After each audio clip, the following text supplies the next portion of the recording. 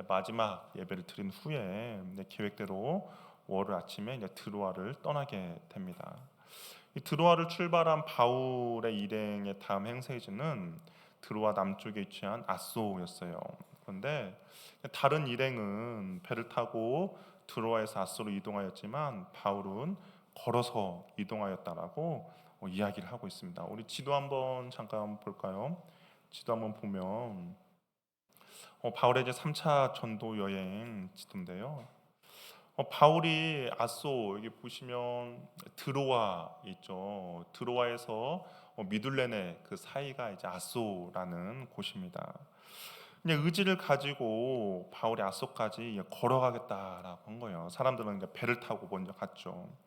이 드로아에서 아소까지의 거리가 약 60km 정도의 거리입니다. 걸어서 가면 최소한 이틀 정도 걸리는 그런 거리라고 할 수 있죠.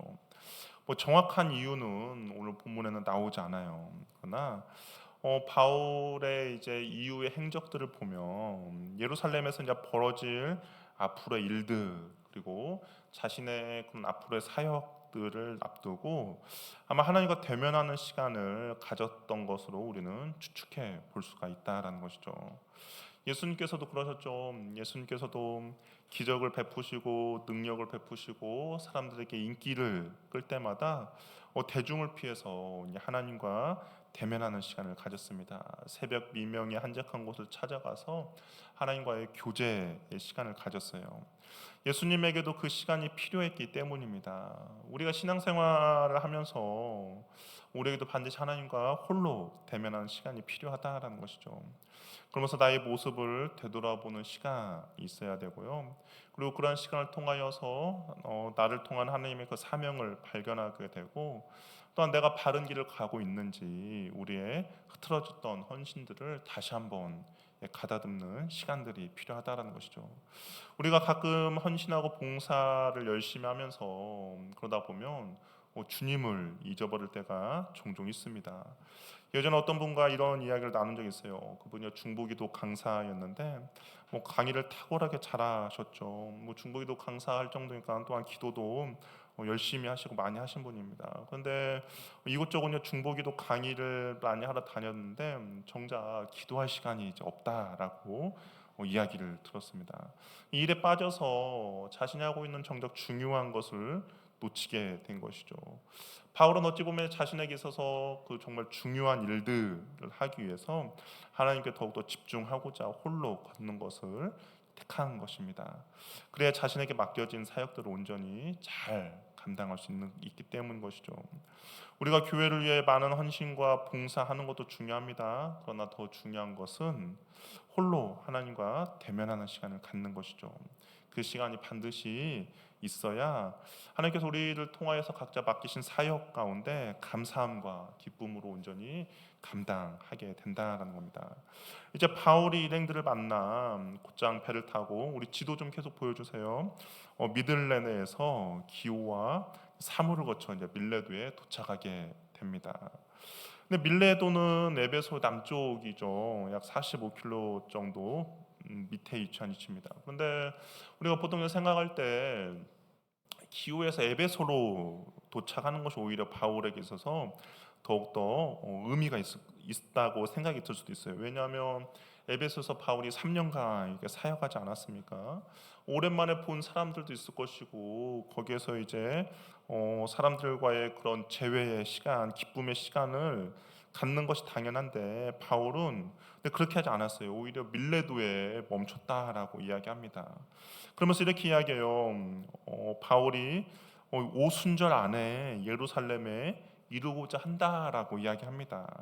에베소에서 아마 시간이 지체될 것을 좀 우려했던 것 같습니다. 이 오순절은 이스라엘에서 3대 절기 중에 하나거든요. 유월절, 초막절, 그리고 오순절이 이스라엘 3대 절기입니다. 이 오순절은 유월절로부터 7주가 지난 50일째 되는 날, 그래서 오순절이라고 부르는데요.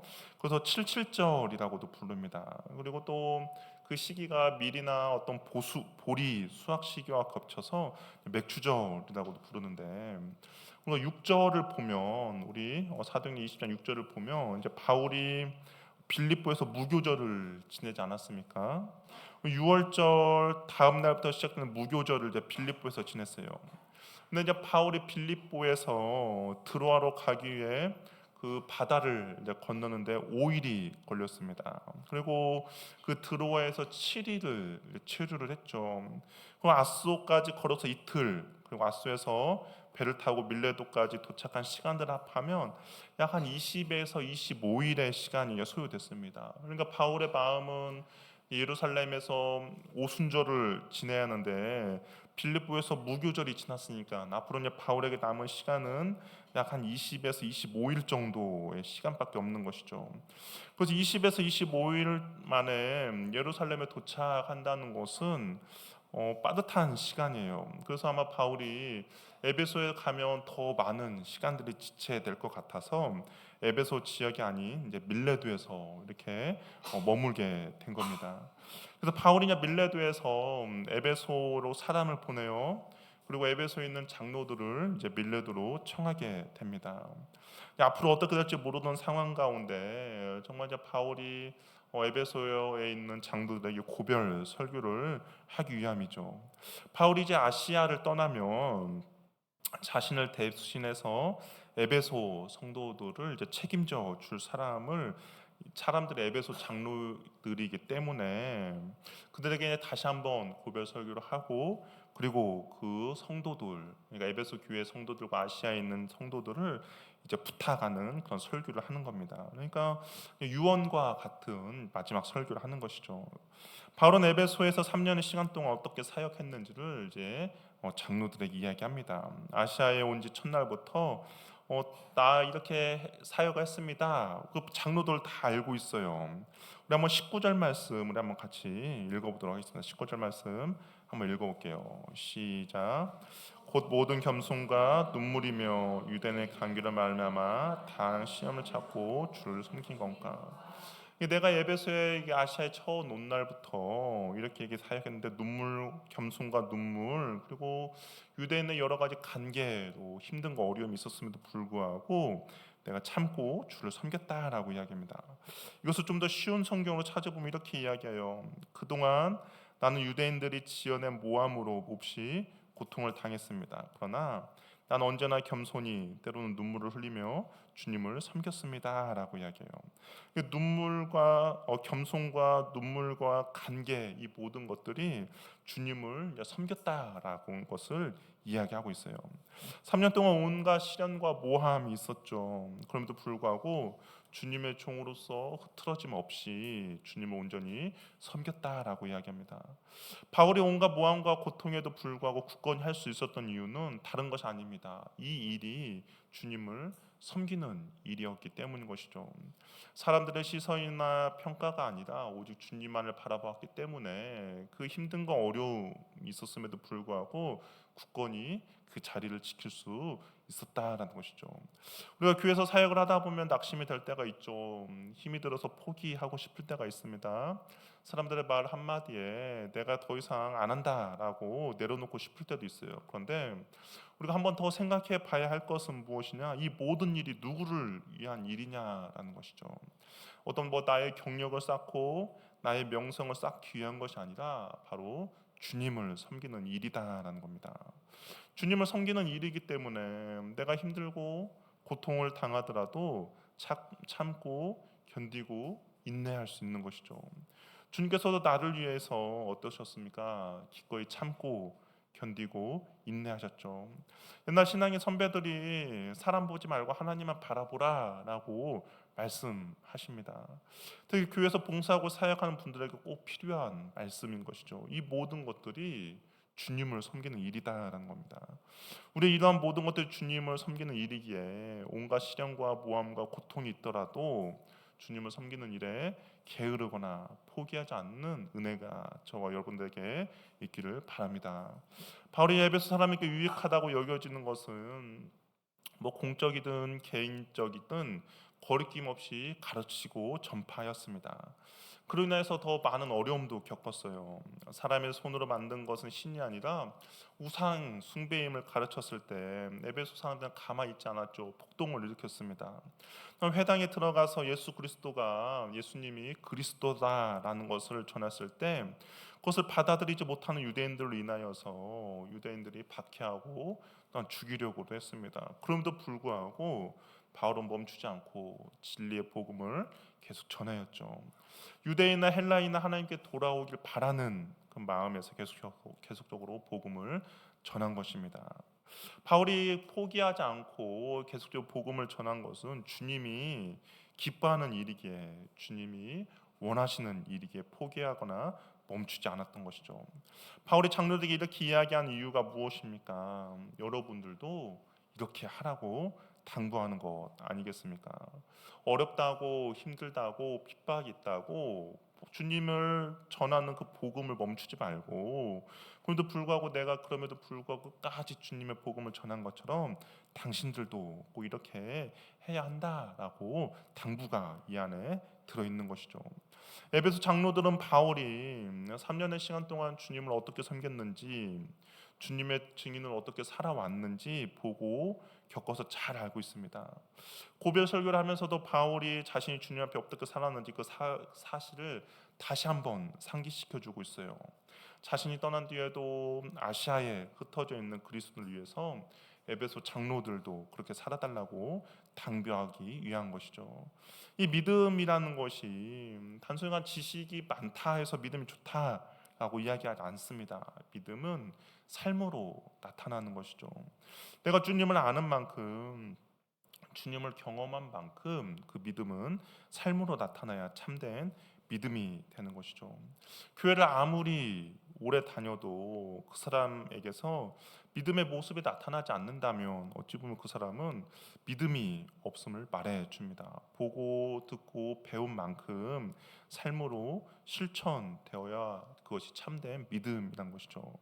바울은 그러면서 이제 계속적으로 설교를 이어가고 있어요. 우리 22절 말씀도 우리 한번 같이 읽어보도록 하겠습니다. 22절 말씀 읽어보겠습니다. 시작.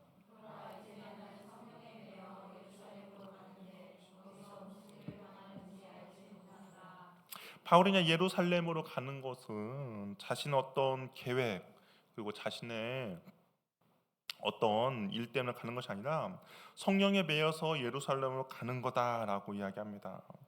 성령의 감동, 성령의 이끄심을 가지고 예루살렘에 가는 것이죠.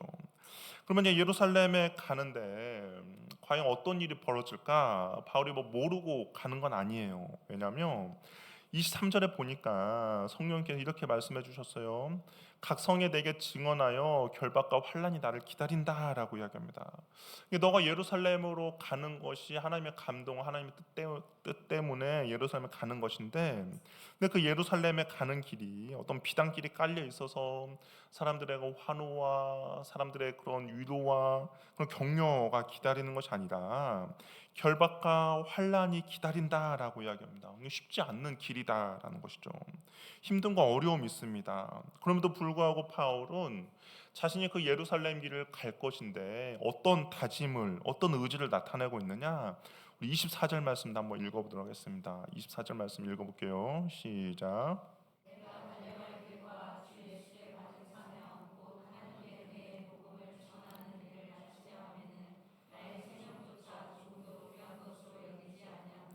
예, 우리가 많은 분들 암송하는 그런 구절이고 또한 많이 감동을 받은 바울의 유명한 고백입니다.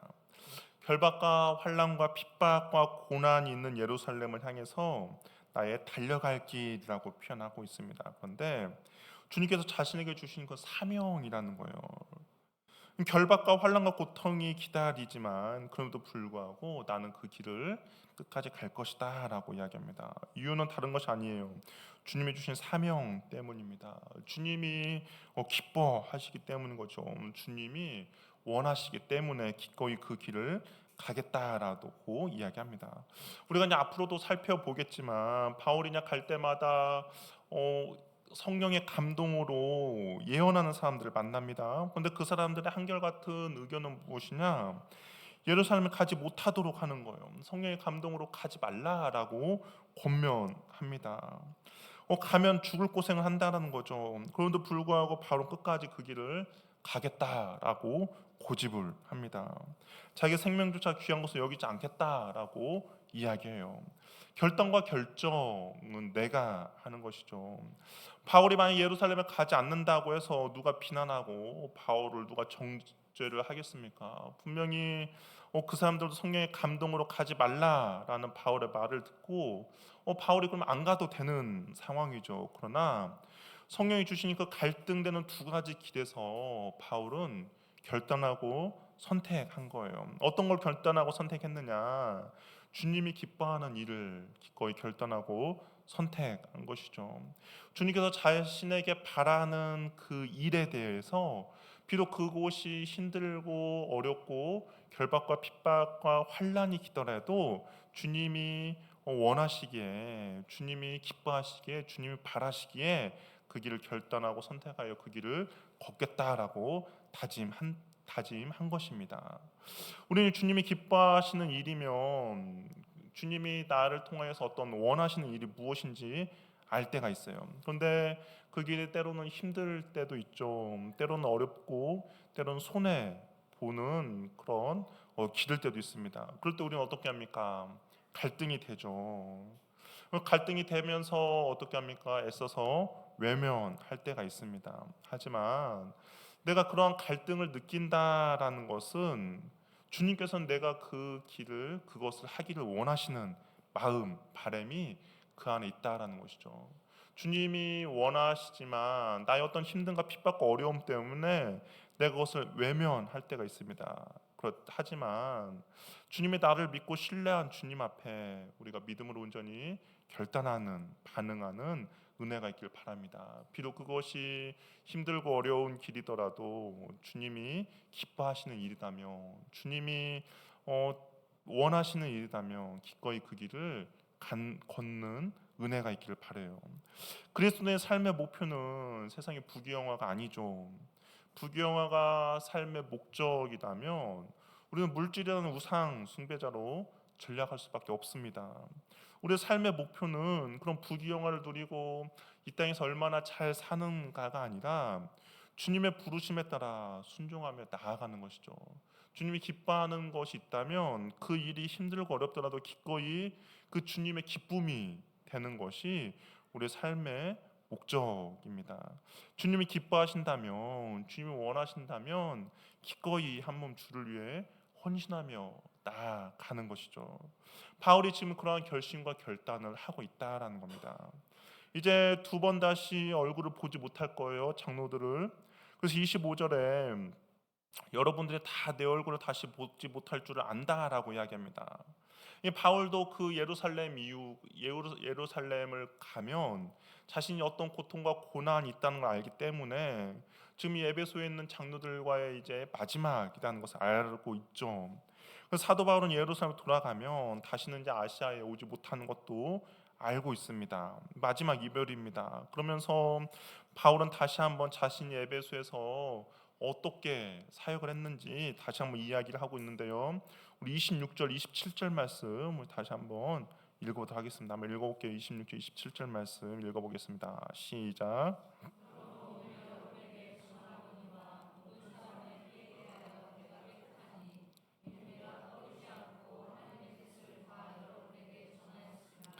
한마디로 바울은 나는 에베소 지역에서 정말 최선을 다해서 복음을 전했다라고 이야기하고 있습니다.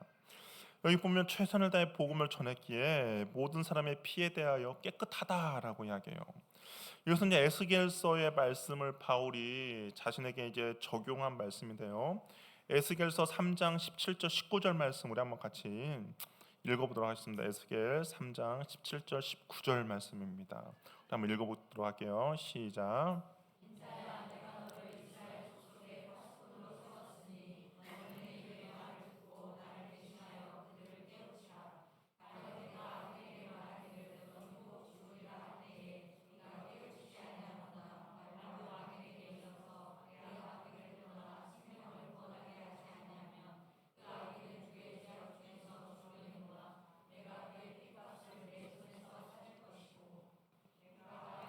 깨우칠 때 그가 그의 악한 마음과 악한 행에서 돌이키지 아니하며 그래서 죽으려니와 너는 내 생명이 보존하니라.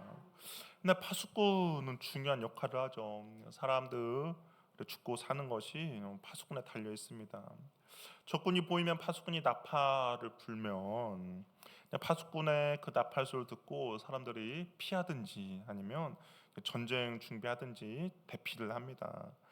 만약 적군이 파수꾼이 나팔 소리에도 불구하고 아무런 조치를 하지 않아서 피해를 본다면 그 책임은 파수꾼에게 있는 것이 아니죠. 파수꾼의 나팔 소리를 들었음에도 불구하고 거기에 미처 대처하지 못한 사람이 책임이 있습니다. 파수꾼은 자기 역할을 충실한 거죠. 근데 만약 적이 나타났음에도 불구하고 파수꾼이 아무런 외침도 없었다. 그래서 사람들이 많은 피해를 입고 사람들이 죽었다. 그러면 그 책임은 파수꾼에게 있습니다. 이 바울이 이와 같이 에스겔서의 말씀에 근거하여 에베소 장로들에게 자신은 복음의 파수꾼으로 묘사하고 있습니다. 자신은 에베소 지역에서 이 3년이라는 시간 동안 정말 하나님의 말씀을 온전히 전했다라는 거죠. 이 사망으로 갈 수밖에 없는 사람들에게 그런 깨우침을 전했다라고 이야기합니다. 그래서 자신은 더 이상 이 사람들의 피에 대한 책임이 없다, 깨끗하다 선언한 것이죠. 이 바울이 이제 나는 할 일을 다 했으니까 끝이다라는 의미로 말한 것이 아니죠. 바울이 에베소 장로들에게 이렇게 한 것은 복음의 파수꾼으로 당신들도 살아가길 원합니다라고 간곡하게 부탁하는 거죠. 복음을 전하는 사역 결국 사람들이 죽고 사는 심각한 문제임을 알아서 하나님 나라의 파수꾼으로 복음의 파수꾼의 역할을 잘 감당할 것을 에베소 장로들에게 권면하고 있습니다. 우리들에게 있어서도 이 파수꾼의 역할을 하신 분 있죠. 바로 예수님입니다. 하나님 나라의 파수꾼이셨죠. 죄와 사망의 올무에 빠진 인간에게 하나님 나라를 전해 주시기 위해서 이 땅 가운데 오셨습니다. 그래서 하나님과 인간 사이를 가로막고 있던 죄의 장벽들을 허물어 주셨죠. 그래서 영원한 하나님 나라의 백성이 되는 길을 열어 주셨습니다. 그래서 이제 예수님께서는 우리 한 사람 한 사람 불러서 복음의 파수꾼을 삼으시기를 원하신다라는 겁니다. 하나님께서 우리에게 부여주신 영혼에 대한 책임감을 갖고 예수님처럼 바울처럼 모든 겸손과 눈물로 사람들을 섬기며 모든 사람들에 대해서 복음의 파수꾼 역할을 감당하는 저와 여러분이 되기를 바랍니다. 바로 이 고별 설교는 결국에는 이 장로들에게 하나님의 복음을 맡은 사람으로서 그 일을 잘 감당하기를 권면하고 있는 것이죠. 바울의 삶은 우리에게 정말 많은 도전을 줍니다.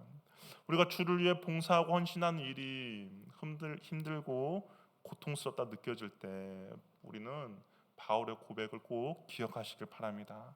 이 모든 일은 주님을 섬기는 일이었다라는 것이죠. 우리가 상처받고 넘어질 때 사람 보지 말고 하나님만 바라보는 믿음이 필요한 것이죠. 주님의 일을 한다는 것은 분명히 쉽지 않습니다. 어렵습니다. 분명히 어떤 시험을 당할 때도 있고 어떤 핍박과 고난과 고통이 있을 수도 있습니다. 그러나 주님이 기뻐하고 주님의 나라를 위해서 내가 헌신하며 수고하기에 또 한편으로는 정말 보잘것없는 나를 주님의 일꾼으로 삼아 주셨기에 우리가 그 일을 기꺼이 감당하는 은혜가 있기를 바랍니다.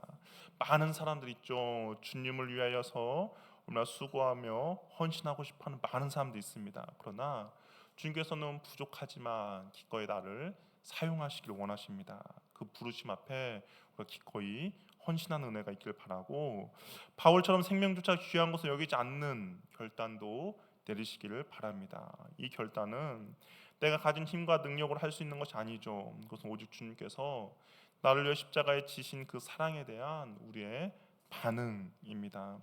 우리를 위해 죽기까지 사랑하신 그 예수님 앞에서 우리의 삶을 드리는 것은 결코 손해가 아님을 깨닫는 은혜가 있기를 바랍니다. 또한 바울이 성령께 배어 예루살렘으로 향해 가듯이 우리 역시 성령 이끄심에 배어 살아가시길 바랍니다.